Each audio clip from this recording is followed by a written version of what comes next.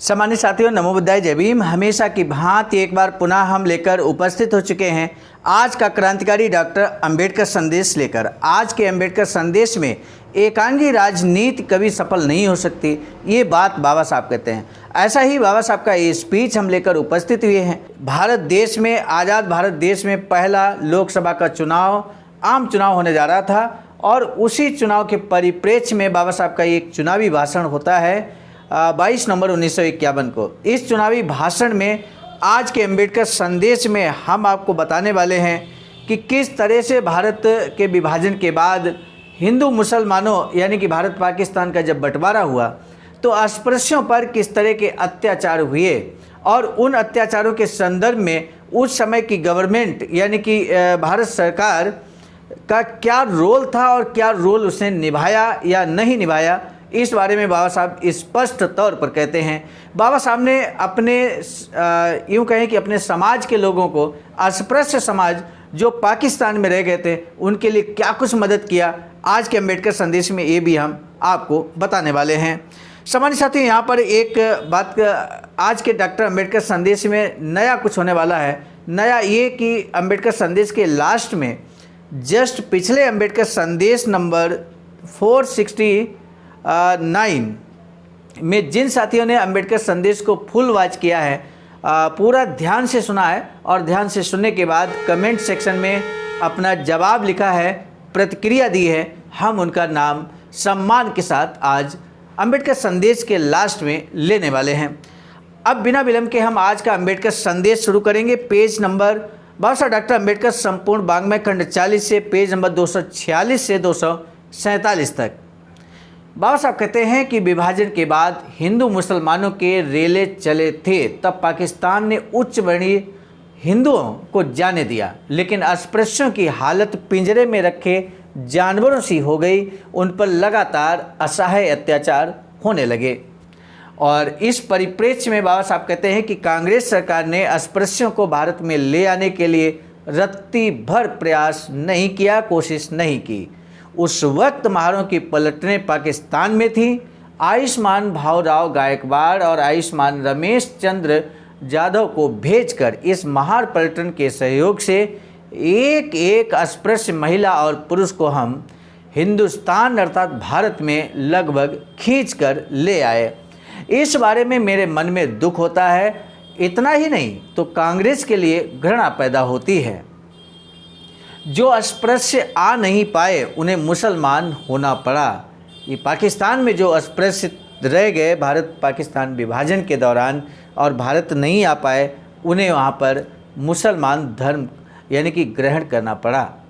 मैं बस ये पूछना चाहता हूँ कि क्या ये कांग्रेस की उदारता का सबूत है? पूर्व पंजाब से गए शरणार्थियों को भारत में और सिख हिंदुओं को कुछ अनुपात में कम से कम ज़मीनें तो दी गईं, लेकिन अस्पृश्य शरणार्थियों को क्या मिला? पत्थर। कुछ शरणार्थियों ने राजघाट के सामने भूख हड़ताल की, लेकिन अखबार वालों ने या कांग्रेस वालों ने उनकी सुध नहीं ली। सब कुछ वर्णन करना हो तो महाभारत बनेगा।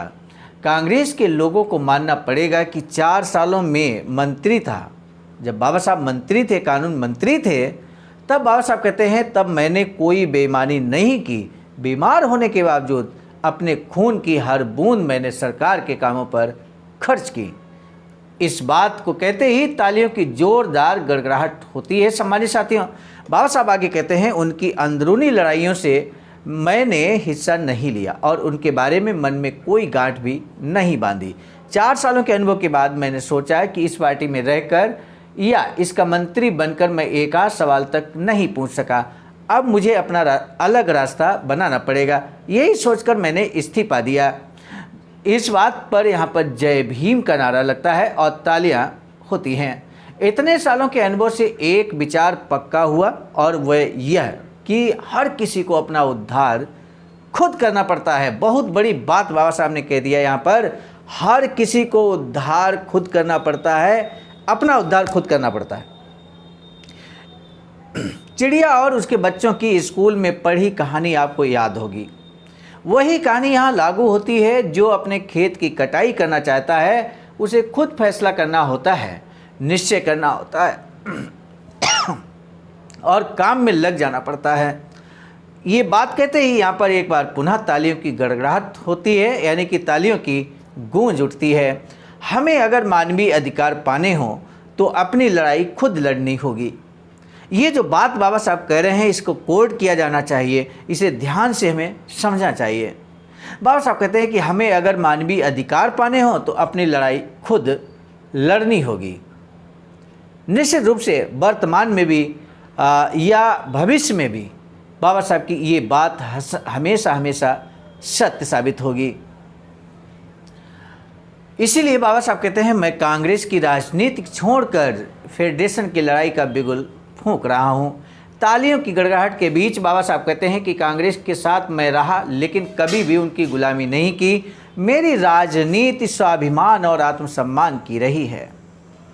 आज की राजनीति में किसी एक पार्टी के साथ हाथ मिलाना पड़ता है। 100 में अस्पृश्य 9 हैं या 10 हैं।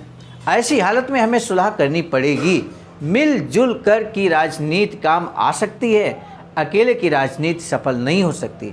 सोशलिस्ट पार्टी अर्थात समाजवादी पार्टी के उम्मीदवारों को यकीन होना चाहिए कि हमारे लोग इस सुलह के लिए राजी होकर चुनाव में उसी के अनुसार कार्य करेंगे।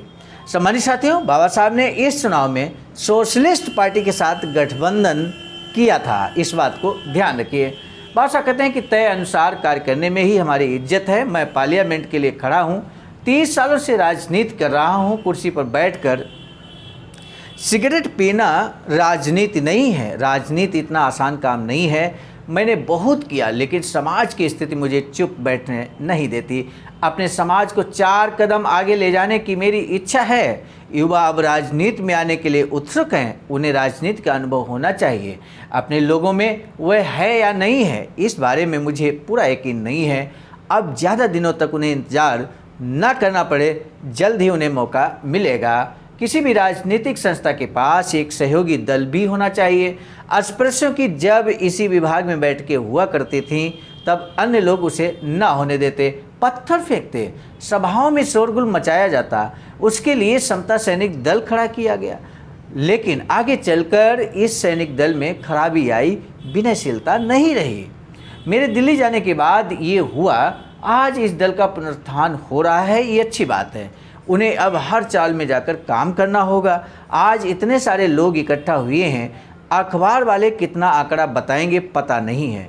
बाबा साहब का कहने का तात्पर्य ये है कि राजनीतिक पार्टी के साथ साथ एक गैर राजनीतिक संगठन भी आपके साथ खड़ा होना चाहिए, जो गैर राजनीतिक समाज को जोड़ने का कार्य करे और उसे आपके साथ जोड़े रखने में यथासंभव प्रयास करे, मदद करे। ऐसा संगठन होना चाहिए। आगे चलकर मान्यवर कांशीराम साहब इस बात को कहते हैं कि हमारी राजनीति चले न चले, लेकिन हमारा सामाजिक आंदोलन नहीं रुकना चाहिए। और सामाजिक आंदोलन बिना संगठन के आगे नहीं बढ़ सकता है। व्यक्तिगत कोई आंदोलन किसी ने आज तक सफल करके नहीं दिखाया है, और इसलिए हमें संगठन बनाकर, या जो संगठन ऑलरेडी हैं, सामाजिक संगठन है, गैर राजनीतिक संगठन है, जैसे कि अखिल भारतीय अनुसूचित जाति जनजाति कर्मचारी कल्याण एसोसिएशन है, BBS3 है, बहुजन बोधि समाज संघर्ष समिति है, इस तरह के जो संगठन है वो गैर राजनीतिक संगठन है, और इनके माध्यम से डॉक्टर अंबेडकर मिशन को आगे बढ़ाया जा सकता है और अपनी जो राजनीतिक इच्छा है, राजनीतिक दल है, उसको निश्चित रूप से गैर राजनीतिक रहकर भी मजबूत किया जा सकता है।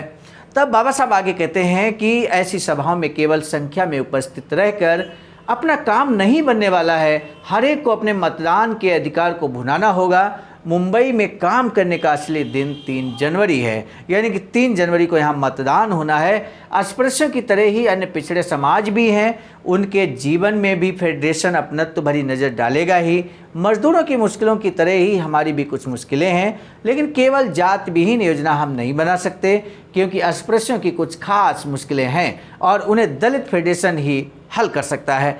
इसके लिए शेड्यूल कास्ट फेडरेशन के साथ हाथ मजबूत करें, ये बात बाबा साहब कहते हैं। सम्मानित साथियों, शेड्यूल कास्ट फेडरेशन बाबा साहब का राजनीतिक संगठन था, इस बात को हमें ध्यान रखना है, और उनका चुनाव चिन्ह हाथी था। आज का डॉक्टर अम्बेडकर संदेश समाप्त करने से पहले हम आपको आज का प्रश्न बता दें कि आज बाबा साहब ने यहाँ पर इस बात का जिक्र किया है कि बाबा साहब की राजनीतिक पार्टी है शेड्यूल कास्ट फेडरेशन, उसने 1952 में जो आम चुनाव होने जा रहा है उसमें किस पार्टी के साथ गठबंधन किया है, ये आपको आंसर देना है। और अब हम आपको बता दें पिछले डॉक्टर अंबेडकर संदेश में किन साथियों ने अंबेडकर संदेश को फुल वॉच किया। फुल वॉच करने के साथ साथ यहाँ पर अपनी प्रतिक्रिया को भी व्यक्त किया है। तो सबसे पहले हम सभी उन नामों को सम्मान के साथ लेना चाहेंगे। M2M वर्ल्ड करके यहाँ पर हम देख पा रहे थे जिन्होंने बहुत अच्छा कमेंट किया और साथ ही साथ वीडियो शेयर करने की भी अपील की है। रूपचंद बौद्ध जी, राहुल कुमार जी, मेवालाल जी, सुब्रमण्यम, विवेक कुमार रंजन जी, दया किशन चोपड़ा जी, सोनाली नेतारे जी, सूरज पाल जी, तेजराम बौद्ध जी और उदय सिंह सुहाना सिंह। तो इन लोगों ने अंबेडकर संदेश को फुल्ली वॉच किया और अपनी प्रतिक्रिया से हमें अवगत कराया। हम आप सभी का बहुत बहुत धन्यवाद ज्ञापित करते हुए, तहे दिल से आभार व्यक्त करते हुए आज के अंबेडकर संदेश को समाप्ति की ओर ले जा रहे हैं। लेकिन हम आपको बता दें बाबा साहब की एक अधूरी इच्छा है। साथियों, यदि आप हमारे इस चैनल आवाज का ऑफिशियल, जिस पर नियमित सुबह 5 बजे डॉक्टर अंबेडकर संदेश आपको मिलता है, आप हमारे इस चैनल को सपोर्ट करना चाहते हैं तो हमारा आपसे निवेदन है कि आप हमारे इस चैनल को सब्सक्राइब कर लें, वीडियो को शेयर, लाइक, कमेंट जरूर करें। इस वैचारिकी सेंटर के लिए दिए गए अकाउंट नंबर पर आप अपना मूल्य योगदान कर सकते हैं। और साथ ही साथ आज का डॉक्टर अंबेडकर संदेश हम लेकर उपस्थित हुए थे मिशन नायक बुद्ध मित्र मुसाफिर सर राष्ट्रीय अध्यक्ष आवाज का नई दिल्ली की प्रेरणा में, और साथ ही साथ संकलनकर्ता गृह में परम आदरणीय विजय कुमार बौद्ध जी, प्रांतीय कोषाध्यक्ष आवाज का बिहार, प्रस्तुतकर्ता गृह में मैं स्वयं सर्वजीत आर्य, राष्ट्रीय मीडिया प्रभारी IT सेल आवाज का नई दिल्ली। मिलेंगे नए डॉक्टर अंबेडकर संदेश में इस निवेदन के साथ कि इस वीडियो को जन जन तक पहुँचाने के लिए शेयर जरूर कीजिए। चैनल पर पहली बार हैं तो चैनल को सब्सक्राइब करना ना भूलें। इसी के साथ अब आप सभी को सादर नमो बुद्धाय, जय भीम। सम्मानित साथियों, यदि आप हमारे इस चैनल आवाज़ का ऑफिशियल, जिस पर नियमित सुबह 5 बजे डॉक्टर अंबेडकर संदेश आपको मिलता है, आप हमारे इस चैनल को सपोर्ट करना चाहते हैं तो हमारा आपसे निवेदन है कि आप हमारे इस चैनल को सब्सक्राइब कर लें, वीडियो को शेयर, लाइक, कमेंट जरूर करें।